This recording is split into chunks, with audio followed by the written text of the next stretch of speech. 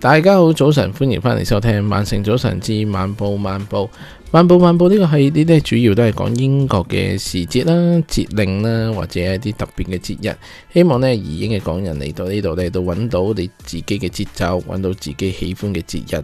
希望呢可以參與喺其中，亦都可以融入到呢度嘅文化。今日呢已經係2026年嘅2月27號星期五，而家英國清晨時間4點30分，我係你哋嘅節目主持人保羅。如果大家呢而家英國清晨聽緊呢一集嘅時候呢，窗外面呢有機會係毛毛細雨，或者呢個天開始光，亦都光得好慢。3月呢係英國一個好特別、好微妙嘅季節，天氣呢未完全回暖，但空氣入面呢開始有啲春天嘅氣息、春天嘅味道。而喺呢個時候，全英國呢就會迎接一個好特別，亦都好溫柔一個家庭嘅節日，就係英國裏邊嘅母親節啦。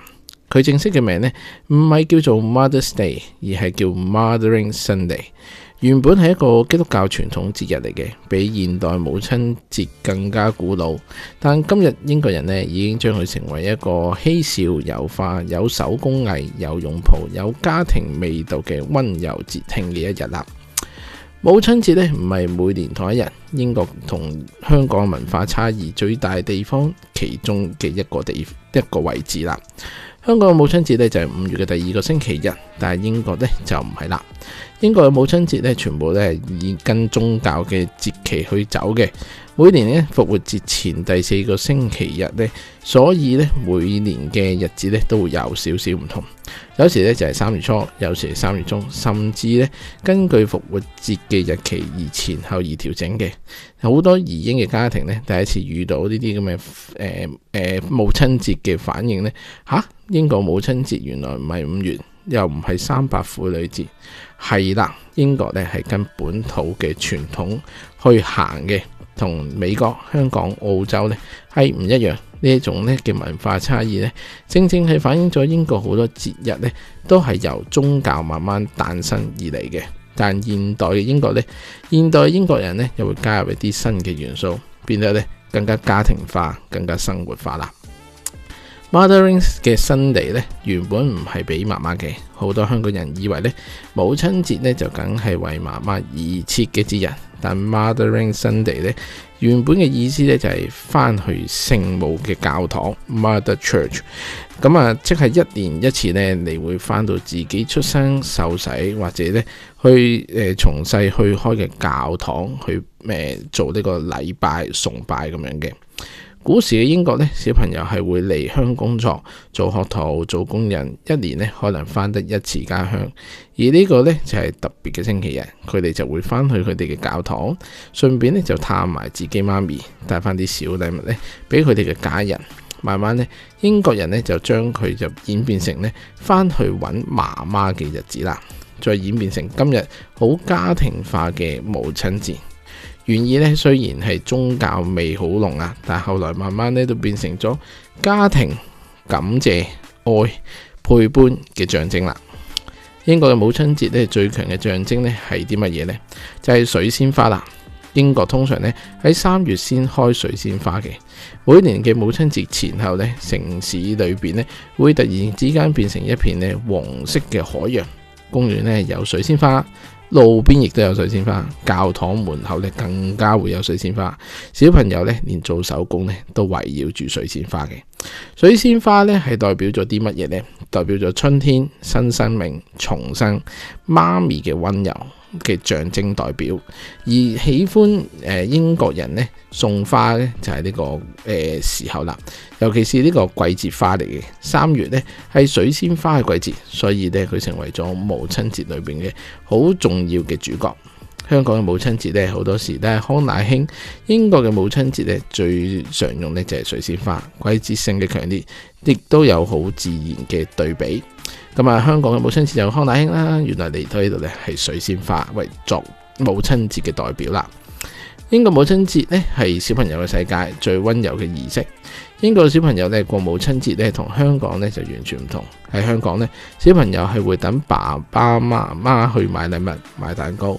喺英國呢，就係小朋友畫卡啊、寫字啊俾媽咪啦。學校又會教佢哋點樣整一啲花束啦。老師會講出媽媽咧對小朋友啦，或者對家庭嘅愛。呢啲睡眠咧就會可能影下相啊，做下啲小禮物。小朋友咧亦都會私底下可能準備下啲驚喜。咁啊，好多英國嘅小朋友都會寫到媽咪 I love you 或者 I love you more than all the star。咁啊，呢啲咧都係比較好小朋友常會寫嘅一啲字句啦。咁啊，嗰啲 spelling 咧，有時當然係會錯啦，但係媽媽收到咧，亦都會開心，內心咧亦都會因此而融化啦。英國文化咧重視小朋友表達愛，而唔係咧收到好貴重嘅禮物。同香港就好唔同，香港咧成長嘅環境咧就比較內斂，英國咧鼓勵咧我哋去表達我哋嘅愛，講出我哋嘅感受。而英後咧，好多家長咧都會話：我從細咧都唔會講 I love you 㗎噃。但係而家嘅小朋友咧就會日日講，我都開始咧習慣咗呢一啲嘅句子或者一啲語言啦。母親節咧其實係英國咧日常教育中咧愛是可以咧講出口嘅一種延伸教育嚟嘅。英國嘅母親節咧最特別嘅地方咧，媽媽咧係唔需要揸主意嘅。喺香港咧過母親節咧，通常嘅情況咧就決定邊間餐廳啦、訂位啦，媽咪仲可能咧會話咧唔使搞咁多啦，隨便就可以啦。全家咧就可能去咗酒樓啊，或者附近嘅餐廳啦。媽咪咧就未必咧真係咧會得到休息嘅對待，或者咧可能都係好忙碌咁過呢個節日。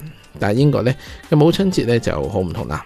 英國嘅 Mothering Sunday 咧，本質咧就係媽媽今日咩都唔使做，唔使煮飯，唔使決定任何嘢，只需要乖乖地喺屋企休息或者陪伴佢哋大家就可以啦。好多英國嘅家庭咧就會叫媽媽咧瞓到自然醒，家人咧會預備好早餐，小朋友咧就預備好佢哋嘅心意卡，全家咧可能出去公園散下步，或者咧去一個地方食個 brunch，咁就咧當日咧就一定會係好飽嘅。咁啊，如果大家想走入呢個英國嘅母親節嘅時候咧，咁食 brunch 嘅時候咧就要好好揾個好位啦，因為咧應該就好爆或者已經俾人 book 晒位嘅啦。英國嘅母親節咧係一種服務日，媽媽咧當日係皇后，爸爸同小朋友咧就係一個普通嘅侍從。咁啊，可能咧就會即係可能喺度嘅感受咧會大一啲啦。媽媽方面，英國人咧好強調係心意，母親節咧完全體現咗呢一份心意嘅。好多小朋友啊會做呢啲手工啊、花束啊，會有一個擁抱啊，或者同屋企人咧、同媽咪咧 say 個 thank you， 咁係對媽媽嚟講咧已經係夠晒完美噶啦。相比之下咧，香港文化咧就可能比較實際啦，食飯買禮物。打卡呢啲呢，就應該係香港人常做呢，或者去展示佢哋嘅愛意嘅一種做法。咁啊，可能食餐飯嘅時候咧，都唔會話好好講 I love you 啊，或者其他嘢，可能都係閒話家常，或者係講下生活上嘅點滴。但係英國呢，我哋心裏邊係有呢，所以呢，我哋呢就係行動而唔係排場啦。而英後咧，好多家庭咧就會慢慢覺得英國嘅母親節咧，其實咧都係比較溫柔一啲，同埋咧貼近生活一啲嘅。3月嘅英國啦，冬天咧開始咧就慢慢退去啦，街上咧好多嘅陽光，花咧亦都咧逐漸咧咁開啦。小朋友咧都開始去到草地奔跑，咖啡店外咧亦都開始慢慢坐滿人啦。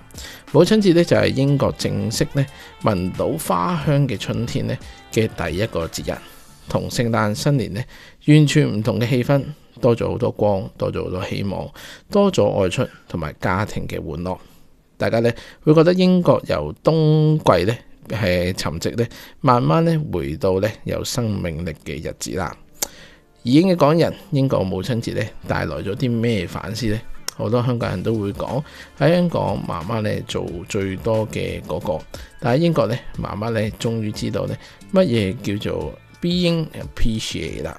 英國咧文化比較重視感謝、表達關係同埋大家互相嘅陪伴，而唔係咧咩名牌手袋、貴重禮物，次次都要去酒樓飲食餐大餐，同埋咧打卡影相咧去做一啲社交嘅即係叫做 social media 去話俾人聽。英國嘅母親節咧會令英嘅港人咧可能更加明白，原來家庭咧係可以比較溫柔同埋舒服，亦都咧唔係好依靠物質。有啲咧聽眾咧甚至會講，我喺英國先係學識咗咧咩叫家庭文化。不過其實包括我自己都係嘅。香港咧雖然咧好多嘢都好快、好忙、好實際，但係英國咧佢慢得嚟都有佢慢嘅優美。之前咧上一集咧就講過咧聖 David's Day 啦，就係一個威爾斯嘅國慶嘅節日啦。今日咧就講到英國嘅母親節，其實咧都係英國春季文化線入面咧兩個好重要嘅節日。而下一集咧我就會帶大家啦入到去3月中最重要、最大型、最具象徵意義嘅復活節 Easter 咧有好多嘅嘢代表啦，有雞蛋啊、兔仔啊、春天啊、教堂啊，甚至一啲宗教活動。咁啊，呢個亦都係咧英國咧比較長嘅假期之一嘅復活節嘅家庭啊、文化社會咧一年入面咧最大嘅節日其中一環啦。下一集咧就帶大家去睇下呢個復活節係點樣去走過呢個英國大地啦。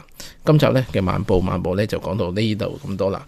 如果喜歡呢集關於母親節裏邊嘅內容咧，可以咧留言話俾我聽，或者咧 share 俾你朋友，或者俾個 like 小弟啦。